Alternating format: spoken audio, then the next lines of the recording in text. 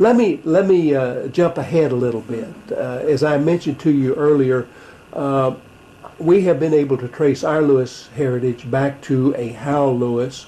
Howell, yes, yes, Howell. And in Wales, it's Hywel, H-Y-W-E-L. Okay. Now, what can you tell me about the Hywel family?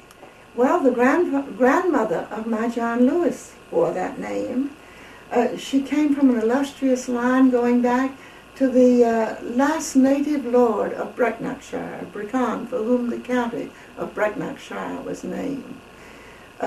She was born at Pennyclod on the Dyke of Offa. Offa was the husband of Queen Godiva that we've heard so much Yes. about. He built that ditch to separate England and Wales to keep the Welsh on their side of the fence.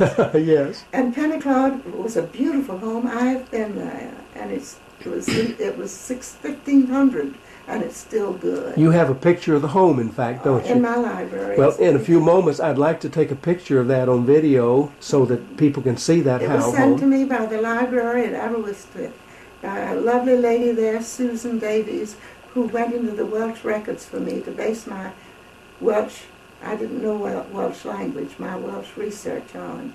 And her husband has just published the most wonderful history of Wales, John Davies. It was published last year, and I have a copy of that in my library too, and it's the best recent history, and he was her husband. She was a paleographer. She dealt in ancient inscriptions, and everything she found for me was authentic. Would you recommend that book to us to acquire? Yes, it's published by the Penguin Press, and right now they've run out of print, but they're going to be in a few months again. Okay. Mm-hmm. All right.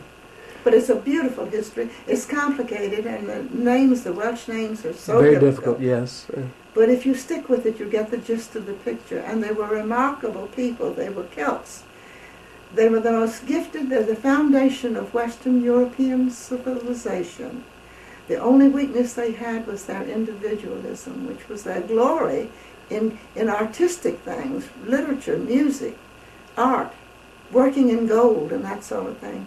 But they didn't have enough cohesion to come together to defend their nation against the common enemy, which was England. They couldn't get together with each other. They fought among themselves. And the Scots did the same thing. Did the same thing, yeah. Mm-hmm. Too individualistic. And that's the Celtic nation. Yeah. That's the Celtic nation. But they're wonderful, wonderful people. And I'm very proud to come from them. As I told you earlier, I finished last night reading a book on researching Welsh history, and I came across several things that I found very interesting. Mm-hmm. But tell me about the original lawgiver. The who? The original lawgiver. Hywel Dda, H-Y-W-E-L. He was a very prominent, he came from this royal line too, and he codified the laws of Wales, which incidentally, they were better to women than anybody was until the recent generation. They were way ahead of the rest of the other people, of the nations. They also permitted every child to inherit land instead of the oldest. Even the bastards had their share, because when I got into the Lewises and found the county that they came from, I saw the vicar of that county, Edmund Price. Many of the Prices came to Gloucester County. And he mentioned in his will the first item, my bastard daughter Mary. They believed, as is true, genealogically, truly, the blood is all that matters. That's the inheritance. But the English were very strict on this. Bastardy had no place in England. Yes, and only the first or the oldest child inherited. Virginia, yes, see, the primogeniture. So they were more modern in the codification of laws than the English were, weren't they? And he was invited to Rome with his whole family by the Roman emperor and entertained royally, and they examined his laws there. Then he went to the English court, and they did the same. He was a man of that time, that period, the outstanding man of Europe. He was, Hywel Dda. The Howells were remarkable people. And it's a particularly fond name in the Lewis family, because even the ones in Gloucester County over here married with Howells. And all we have to do is to make the one connection of our Howell Lewis to the Lewis family in Granville County, North Carolina, and we will have documented. And you have this vast heritage of the Warner family and the Plantagenet kings and the Knight of the Round Table and all of that. Yes, the Plantagenet kings can be traced back to the 5th and 6th century. Beyond that, the Merovingian kings from whom the Plantagenets came were about the 3rd century BC, AD, down in southern France. Now, 3rd century AD is going back a long time. Now, you told me something a little earlier about that early history, about that time, or a little earlier than that, and the foundation of the settlement of Wales. Now, what was that again? Now, that's something I was working on before I lost my eyesight, and I did a lot of work on it. The Celtic nation are the descendants of the 10 lost tribes of Israel, and I can prove it. I prove it through the archives of Scotland, when a very famous Scot claimed that his people, and he should have known who his people were if he was a leader of the Scots, came from Scythia. Do you know where Scythia is? No. On the borders of the Caspian Sea, where the people were taken from Samaria by the Assyrians captive and planted on the Caspian Sea. And they stayed there for a while. Then they crossed over to Macedonia and Arcadia and traveled up the Danube River through Europe, and they're the Celtic nation. And they are descendants of the tribe of... 10 lost tribes of Israel. Is that the tribe of Dan, or... Dan was one of them. Dan was the one that went to sea in ships. Yes. He did much trading with the coast of England in tin long before any of these things happened. Well, even Dan's fact that he was a seaman is recorded in the Bible. Dan was one of them. He was out of Tyre. Well, that's marvelous. But it's true. Now, has anybody written on this subject? No, people have gotten the different parts of it, but they've never put the whole thing together. But they've wondered where the Celts came from, but they obviously didn't drop from heaven.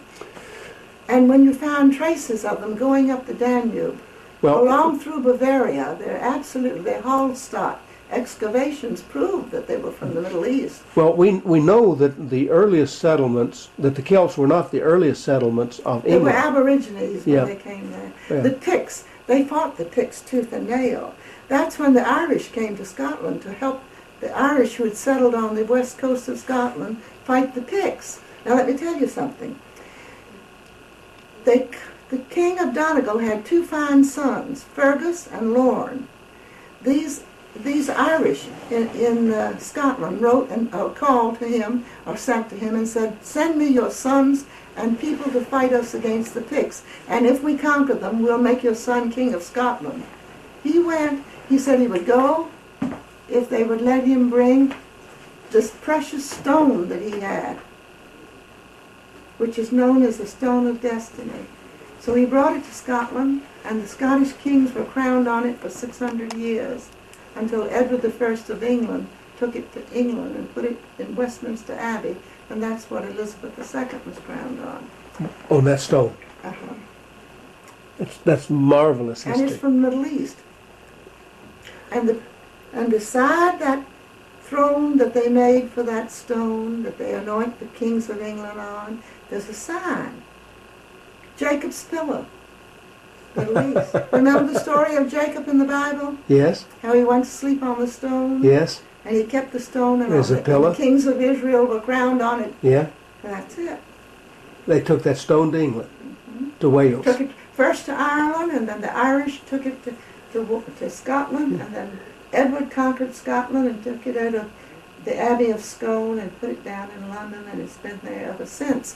The Scots try to steal it every once in a while because it's their heritage, but it's always brought back because it's irreplaceable.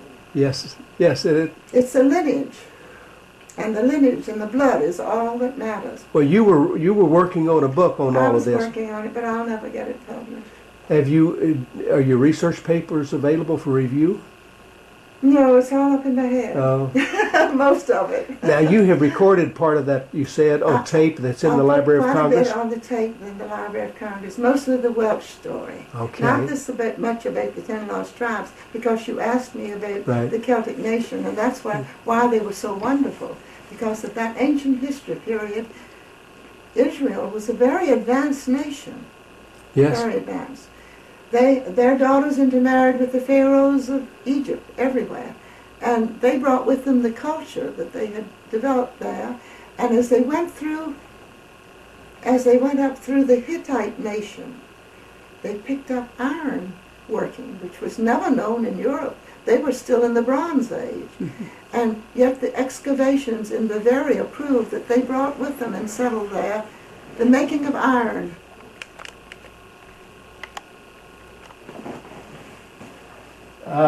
Tell me, just a minute, let me check on something here. I may want to change something. We'll take a pause. Am I not? All right. As you were saying? When I first started to research, I felt that Port Holly, one of the Lewis plantations in Gloucester County, was indicative of something, because Virginians, when they came here, named for their home place, tried to make their children remember where they came from. Uh-huh. Port Holly was a funny name. It was the name of the plantation of the nephew of the immigrant, Major William Lewis, a very prominent Virginian of his day. So I figured, where is that in Wales? And the nearest thing was Llantilio, Perth Holly. So I wrote to the vicar and asked if he had a church register. And he said he did. And I said, would you be kind enough to write for me all of the transcripts of the Lewises at the end of the 1500s and the beginning of the 1600s? And he did. And I was so pleased with it, and I wanted to thank him. And he told me about his church, his ancient church, which went back to the 1300s. And I knew that my man had been confirmed and married there. So I said, this isn't quite enough. I wish you'd let me have more of it. So when I went to Wales in '84, I asked him, and he let me copy the whole register, which is one of 4 extant registers at that period in Wales. And the very first page of it, and this is the hand of God, I believe, had the registry of the christening of my ancestor, John, the son of Lewis Lewis. Well. And if it had been 1 year earlier, I could not have hooked on to the genealogy of Wales. In what year was he christened? 1591/2.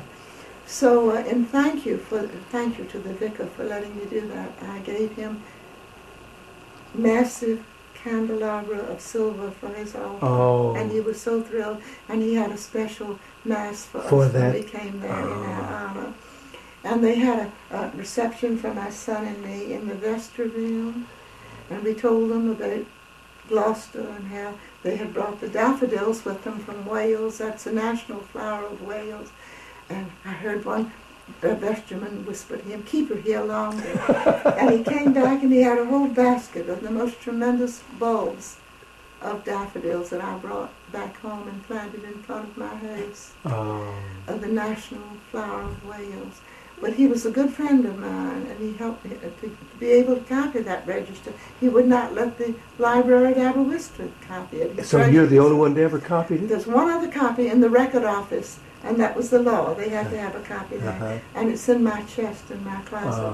And it's priceless. And I plan on leaving it to the Virginia Historical Society. Excellent. Because it has the pedigree of many of the Welsh immigrants who came with him in this country. I hope you do, because I will go down to Richmond and review that myself. I gave them my Lee papers, and now I will leave them the most valuable of my Lewis papers when I die. Good. Well, not good that you're going to die, but good that you make them the repository. They were photostats. Yeah, and then they were photostats. Well, then they'll be available to researchers. They were done in Abergavenny, which was the city from which the immigrant came to Virginia. He was appointed in 1638 by King Charles I of England, the senior burgess of Abergavenny. And part of his duties at that honor was to defend the county in case of military invasion. So when Cromwell marched into Wales, he defended Chepstow Castle. Against Cromwell. But it fell to Colonel Ewell, who was Cromwell's assistant. And then the 3 castles that fell at that time, Chepstow, where Lewis was, he was the head of the civilian personnel of the castle, And Major William Lewis, who came with him to Virginia, was the head of The King's military. troops. Uh-huh. He was a professional royalist. Tenby Castle and Pembroke Castle all fell at one time. And then they were exiled to Barbados, the officers and the gentry. They took the best blood of Wales and brought it to Virginia. Sent it to Virginia. That's why Right. this country grew to be so great. I think so, It too. had the most perfect beginning of any nation in the world. Well, it had the cream of Western civilization deposited at one time in Virginia. Mhm. About 50 of those Welshmen. The best blood of the gentry and the royal officers. And the soldiers of the king were sent to Venice, Italy for 2 years. And some of them came back later and started Virginia families. The Tollivers were one of them. Yes. Okay. From Venice, Italy. So that's how Virginia started. That's and how that's why it's so great. That's how our immigrant ancestor got to Virginia then. That's how.